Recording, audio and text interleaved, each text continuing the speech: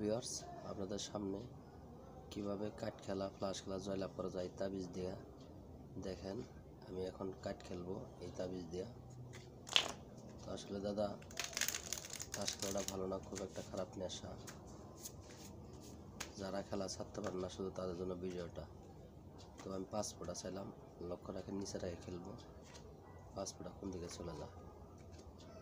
তো আসলে যারা খেলাধুলা করেন না তাদেরকে বলবো খেলার দরকার নাই আপনাদের। এই যে 5 ফোঁটা অবশ্যই তাবিজের দিকে আইসা পড়ছে দেখেন।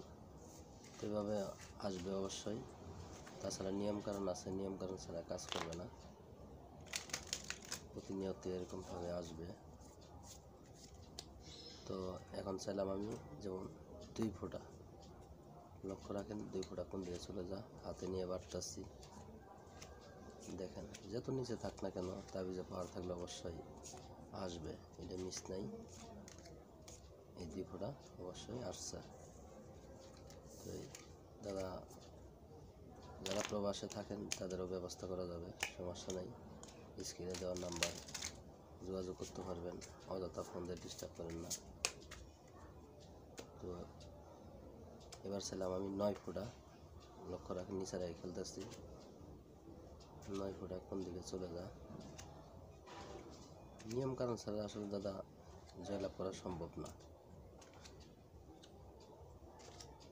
যারা হারেন তাদের জন্যই আমার এই ভিডিওটা। লক্ষ্য রাখেন 9 ফোঁটা কোন দিকে চলে যা। লক্ষ্য রাখেন 9 ফোঁটা যত নিচে তাকে আসবে অবশ্যই। এই 9 ফোঁটা অবশ্যই তাবিজের দিকে আসছে, এরকমভাবে আসতেই থাকবে। তো আমি সাফল দিচ্ছি দেখেন।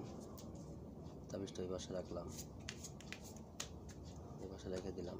তো এবার চাইলাম আমি গোলাম।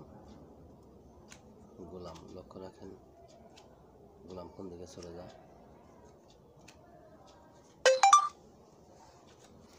তো অবশ্যই গোলাম চলে আসছে। ধন্যবাদ ভিউয়ার্স, ভালো থাকবেন।